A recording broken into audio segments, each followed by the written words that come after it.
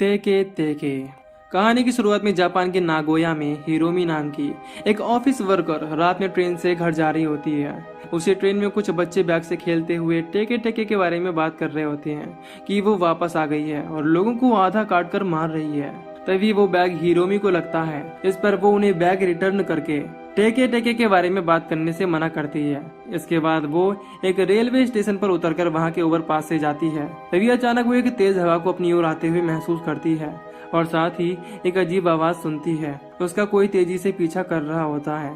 वो उससे डरकर भागती है और छिपने की जगह देखती है। वो वहीं एक घर के अंदर से कुछ बच्चों को टेके टेके नाम की चुड़ैल के बारे में बहस करते हुए सुनती है। फिर जैसे ही वो सड़क पर कदम रखती है, हवा फिर से तेज हो जाती है और कोई चीज उसे कमर से आधा काट देती है। इससे उसकी मौत हो जाती है। असल में ये टेके टेके ने किया था।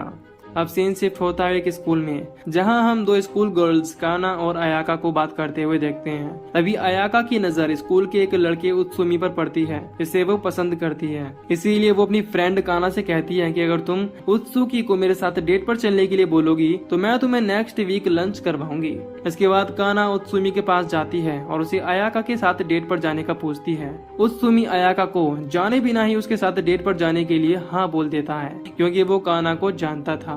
इसके बाद काना अयाका को बताती है कि उत्सुमी ने डेट के लिए हाँ बोल दिया है। इसे सुन अयाका बहुत एक्साइटेड होकर खुश होती है। नेक्स्ट सीन में हम काना को उसके घर जाते हुए देखते हैं। काना के घर में उसकी माँ होती है और काना की कजिन उससे मिलने आई होती है। इसका नाम रीनी होता है। दोनों आपस में बात करती हैं। रीनी उसे अपने न्यू बॉयफ्रेंड का फोटो दिखाती है, लेकिन थोड़ी देर बाद काना उसे अपने रूम से बाहर निकाल देती है, क्योंकि उसे किसी के साथ रूम शेयर करना पसंद नहीं है। नेक्स्ट सीन में हम काना और अयाका को स्कूल में बात करते देखते हैं। अयाका अपनी डेट के बारे में बात करती है कि उत्सुमी सिर्फ काना के बारे में बात कर रहा था, क्योंकि उन दोनों के पास उसके अलावा कोई टॉपिक नहीं था। साथ ही बताती है कि उसने आज स्कूल से घर साथ चलने का कहा है। अब अयाका नर्वस होती है, इसीलिए वो काना को मना लेती है कि वो भी उनके साथ चले। इसके बाद वो तीनों घर जाने से पहले एक कैफे में बैठे होते हैं, जहाँ उत्सुमी उन्हें अपना न्यू फोन दिखाते हुए उसमें हिरोमी के मर्डर की न्यूज दिखाता है और बताता है कि उसे टेके टेके नाम की चुड़ैल ने मारा होगा। काना को टेके टेके के बारे में पता नहीं था, इसीलिए वो उसे टेके टेके के बारे में बताते हुए कहता है कि वो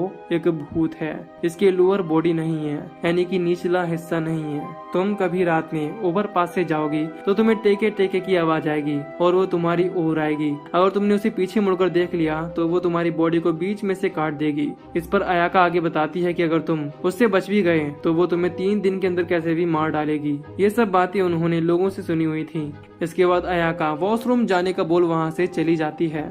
तब काना उत्सुमी से अयाका के बारे में पूछती है कि वो तुम्हें कैसी लगी। इस पर उत्सुमी बोलता है कि मैं उसे पसंद नहीं करता, मैं बस तुम्हारे कहने पर उसके साथ डेट पर गया, क्योंकि हम एक ही ग्रेड में हैं। ये सब बातें अयाका सुन लेती है। इसके बाद उत्सुमी अपने घर निकल जाता है और वो दोनों भी साथ घर जाने लगती हैं। अयाका काना से पूछती है कि तुम उत्सुमी के बारे में क्या सोचती हो। इस पर वो बताती है कि मुझे उत्सुमी के लिए कोई फीलिंग नहीं है, मैं बस तुम्हारे कहने पर यहाँ आई थी। इस पर अयाका गुस्से में काना से कहती है कि तुम हमेशा मुझे नीचे दिखाती हो, तुम्हें लगता है कि मैं स्टूपिड हूँ। ये सब बोल वो ओवरपास वाले रास्ते से घर जाने का कह देती है। अब काना को उसकी बातों से बहुत हर्ट होता है। इसके बाद हम अयाका को देखते हैं, जो ओवरपास से जाते हुए सोचती है कि उसे काना से ऐसा नहीं बोलना चाहिए था। तभी अचानक तेज हवा चलती है और उसे अजीब आवाज आती है। जैसे ही वो पीछे मुड़कर देखती है तो वहाँ टेके टेके होती है। अयाका वहाँ से भागती है, लेकिन वो गिर जाती है और टेके टेके तेजी से उसके पास आकर उसकी बॉडी के 2 टुकड़े कर अयाका को मार डालती है। नेक्स्ट सीन स्कूल का होता है, जहाँ काना अपनी फ्रेंड की डेथ होने पर सदमे में थी। तभी एक टीचर आकर उसे संभालती है और काना को पुलिस स्टेटमेंट के लिए एक रूम में ले जाती है, क्योंकि लास्ट टाइम काना ही अयाका के साथ थी। लेकिन काना पुलिस को अयाका के साथ हुई लड़ाई के बारे में नहीं बताती। वो सिर्फ बताती है कि हम कल मिले थे, फिर अपने घर चले गए। अब काना अयाका के बारे में कल रात हुई बात को याद करती है कि वो कैसे उसके साथ न जाकर दूसरे रास्ते से घर गई। इसके बाद काना घर आ जाती है, जहाँ वो न्यूज में हिरोमी के मर्डर केस को देखती है, जिसमें बताया जा रहा था कि हिरोमी के बॉयफ्रेंड को उसके मर्डर के जुर्म में पुलिस ने अरेस्ट किया है। लेकिन हिरोमी के बॉयफ्रेंड का स्टेटमेंट है कि उसका इसमें कोई इन्वॉल्वमेंट नहीं था, बल्कि उसने तो बिना लोअर वाली कटी हुई लड़की को देखा था। तभी तेज हवा चलकर काना के घर का गेट खुल जाता है। इससे वो बहुत डर जाती है, लेकिन वहाँ कोई नहीं होता, बल्कि उसकी मॉम आती है और काना के पास बैठ जाती है। इसके बाद हम काना को बस स्टॉप पर देखते हैं। वो बस अपनी फ्रेंड के बारे में सोच रही थी। तभी वहाँ से कुछ बच्चे निकलते हैं जो टेके टेके के ही बात कर रहे थे। जब काना स्कूल से घर जा रही होती है तो उसे उत्सुमी मिलता है, जिसे वो बोलती है कि मैंने पुलिस को नहीं बताया कि मेरी उस रात अयाका से फाइट हुई थी। इसके बाद उत्सुमी काना का मूड सही करने के लिए उसे एक पहाड़ी पर लेकर जाता है। उत्सुमी बताता है कि जब वो अयाका के साथ डेट पर गया था तब अयाका ने मुझे बताया था कि तुम दोनों बेस्ट फ्रेंड हो और अगर तुम दोनों के बीच फाइट होती तो तुम नेक्स्ट डे सब भूलकर फिर से अच्छे फ्रेंड बन जाते थे। ये सुन काना स्माइल करती है, लेकिन अगले ही पल अयाका को याद कर रोने लगती है। इसके बाद उत्सुमी काना को ड्रॉप कर देता है, जहाँ से वो अपने घर जाती थी। जाने से पहले काना उत्सुमी से हिरोमी के मर्डर केस के बारे में बात करती है कि उसके बॉयफ्रेंड ने आधी कटी लड़की को देखा था। इस पर उत्सुमी उसे कहता है कि टेके टेके बस कहानियों में है, रियल में नहीं। उसका बॉयफ्रेंड बचने के लिए सब बोल रहा होगा। उत्सुमी काना की बातों पर विश्वास नहीं करता। इसके बाद काना वहाँ से चली जाती है। नेक्स्ट सीन में काना उसी ओवरपास के यहाँ खड़ी होती है और अंधेरा हो चुका था। काना अपनी फ्रेंड को ट्रिब्यूट करने के लिए फ्लावर लेकर ओवरपास पर जाती है। वो अपनी फ्रेंड को याद करके उसे ट्रिब्यूट करती है। दूसरी ओर उत्सुमी को ठीक नहीं लगता, इसीलिए वो वापस काना को देखने जाता है। तभी काना को कुछ आवाज आती है और वो अपनी आंखें बंद कर लेती है। जैसा कि उत्सुमी ने कहा था कि टेके टेके को पीछे मुड़कर मत देखना। इसके बाद टेके टेके उसके पास आती है, लेकिन उसे कुछ नहीं करती। जैसे ही टेके टेके वहाँ से चली जाती है तो काना अपनी आंख खोलती है, लेकिन तभी काना को पीछे से अयाका की आवाज सुनाई देती है और वो गलती से पीछे देख लेती है जहाँ टेके टेके होती है। काना उसे देख भागती है और टेके टेके काना के पीछे पड़ जाती है। तभी उत्सुमी वहाँ पर आ जाता है। काना उसकी साइकिल पर बैठकर वहाँ से भागने को कहती है, क्योंकि टेके टेके अभी भी उनके पीछे थी। लेकिन थोड़ी आगे जाकर साइकिल अनबैलेंस होकर गिर जाती है, पर तब तक टेके टेके उनका पीछा छोड़ देती है। नेक्स्ट सीन हॉस्पिटल का होता है, जहाँ उत्सुमी को देखते हैं। इसका साइकिल से गिरने की वजह से पैर फ्रैक्चर हो गया था। काना हॉस्पिटल जाकर उत्सुमी को सॉरी बोलती है। इसके बाद वो लाइब्रेरी जाती है, जहाँ वो एक हिस्ट्री बुक में टेके टेके के बारे में देखती है। तभी वहाँ रीनी आ जाती है। वो काना को बताती है कि वो टेके टेके के ऊपर रिसर्च कर रही है। काना रीनी से टेके टेके के बारे में पूछती है, जिस पर वो टेके टेके के बारे में वही बातें बताती है जो उत्सुमी और अयाका ने कही थी। काना उससे और डिटेल में पूछती है, इस पर रीनी बताती है कि वर्ल्ड वॉर के बाद ये काकोगवा सिटी की फेमस घोस्ट स्टोरी थी। एक लेडी ने काकोगवा में सुसाइड किया था, तब से ही ये सब शुरू हुआ। आगे रीनी बताती है कि वो काकोगवा के प्रोफेसर से मिलने जा रही है, जहाँ वो उस सुसाइड केस के बारे में उनसे बात करेगी। रीनी जाहिर ही होती है कि कानो से बताती है कि उसने टेके टेके को देखा है और अगले दिन उसे देखे हुए 3 दिन हो जाएंगे, यानी काना के पास एक ही दिन बचा है। इसीलिए रीनी काना को अपने साथ काकोगवा ले जाती है। इसके बाद वो वहाँ के प्रोफेसर से मिलती है। वो बताते हैं कि 60 साल पहले एक लड़की ने ओवरपास से कूदकर सुसाइड किया था, इससे उसकी लोअर बॉडी अलग हो गई थी और तभी से ही बिना लोअर बॉडी के भूत का र्यूमर फैलने लगा। तभी हम काना को एक डायरी में मिकासा चो की जगह माइका चो लिखते हुए देखते हैं, जहाँ उस लड़की का पहले घर हुआ करता था। इसके बाद काना उसके सुसाइड करने का कारण पूछती है, लेकिन प्रोफेसर के पास इसकी कोई जानकारी नहीं होती।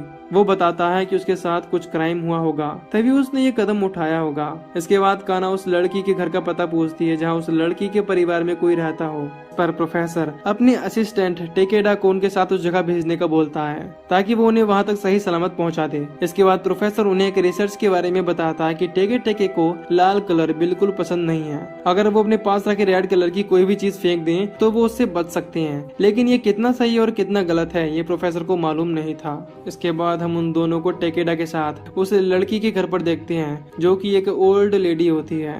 ओल्ड लेडी की माँ उस लड़की की बहन थी। वो बताती है कि हर साल कोई ना कोई कासिमा के बारे में पूछने आता है। कासिमा उस लड़की का नाम होता है। वो बताती है कि उस टाइम मैं 6 साल की थी जब कासिमा ने 19 साल की उम्र में सुसाइड किया। वो एक खूबसूरत नर्स थी। इसके बाद रीनी पूछती है कि क्या ये सच है कि कासिमा रेड कलर से दूर रहती थी। इस पर वो बताती है कि कासिमा को रेड कलर पसंद नहीं था, वो रेड कलर वाली सारी चीजें घर से बाहर फेंक देती थी। इसके बाद वो लेडी उन्हें कासिमा के सुसाइड करने का रीजन बताती है कि अमेरिकन आर्मी के लोग जब घर लौट रहे थे तब उनकी नजर खूबसूरत कासिमा पर पड़ी, जिन्होंने उसके साथ रेप किया और उसकी बॉडी से ब्लड आने लगा। इसे देख वो एक ट्रॉमा में चली गई और यही उसका रेड कलर नापसंद करने का रीजन था। फिर एक दिन ऐसे ही परेशान होकर उसने सुसाइड कर लिया।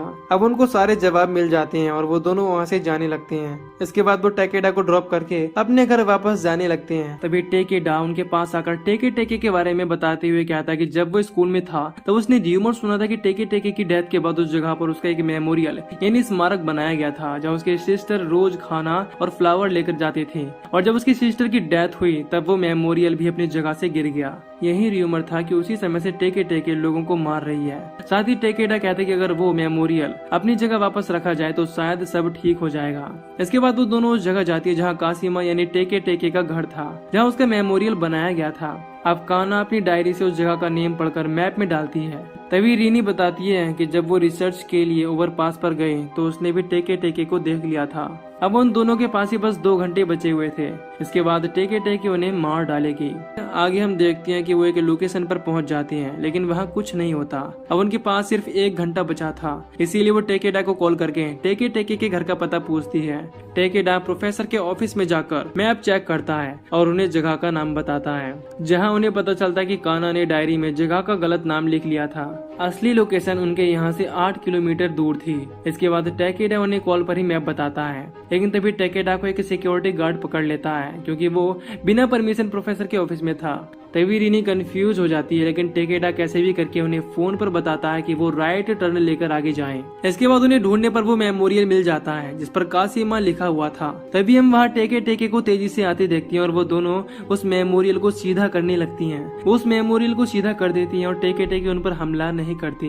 अब वो दोनों आराम से कार में बैठी होती हैं, लेकिन तभी वो कार के पीछे टेके टेके को देखती हैं और डर कर कार से भागने लगती हैं। टेके टेके उनका पीछा करने लगती है। तभी काना रेड चीजें कार से बाहर फेंकने का बोलती है, पर उनकी कार ही एक रेड कलर में थी, इसीलिए वो कार का अचानक ब्रेक लगा देती है जिससे टेके टेके उससे टकरा जाती है। इसके बाद वो दोनों कार से उतरकर भागने लगती हैं, साथ ही अपने पास से सारी रेड चीजों को निकाल फेंक देती हैं। टेके टेके अभी भी उनके पीछे पड़ी होती है। तभी वो दोनों जंगल में बिछड़ जाते हैं और काना के पास टेके टेके आ जाती है, जिसे देख काना बहुत डर जाती है। तभी काना का फोन रिंग करता है। जैसे ही वो फोन निकालती है तो देखती है कि उसका की चेन रेड कलर का है। अब जैसे ही टेके टेके उस पर हमला करने वाली होती है तो वो अपने फोन को फेंक देती है और टेके टेके वहाँ से गायब हो जाती है।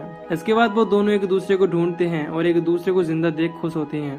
रीनी काना के पास आ रही होती है, लेकिन एक कांटे वाले पेड़ के पास से निकलते वक्त उसके सर पर कांटे लग जाते हैं। इसके कारण उसके सर से ब्लड निकलने लगता है। अब क्योंकि ब्लड का कलर रेड है, इसीलिए टेके टेके वहाँ तेजी से आकर काना के सामने ही रीनी की बॉडी के 2 टुकड़े कर उसे मार डालती है, जैसे उसने हिरोमी के रेड की चैन को देख और अयाका के रेड बैग को देख मारा था। आगे हम देखते हैं कि कुछ बच्चे काना के घर के सामने से बात करते हुए निकलते हैं कि यहाँ एक पागल लड़की रहती है जो रेड कलर की चीजें खिड़की से फेंकती रहती है। वहीं हम टेके टेके को भी घर के पास से जाते हुए देखते हैं, यानी वो अभी भी काना को मारने की फिराक में है। नेक्स्ट सीन 1 साल बाद का होता है, जहाँ टेकेडा काना के घर उससे मिलने आता है। काना की माँ उसे बताती है कि वो अपनी कजिन की डेथ के बाद सदमे से बाहर नहीं आई है, वो हमेशा अपनी रूम में रहती है। टेकेडा उससे मिलने रूम में जाता है और अपने साथ उसके लिए स्वीट्स लाया होता है क्योंकि वो अब प्रोफेसर बन गया था।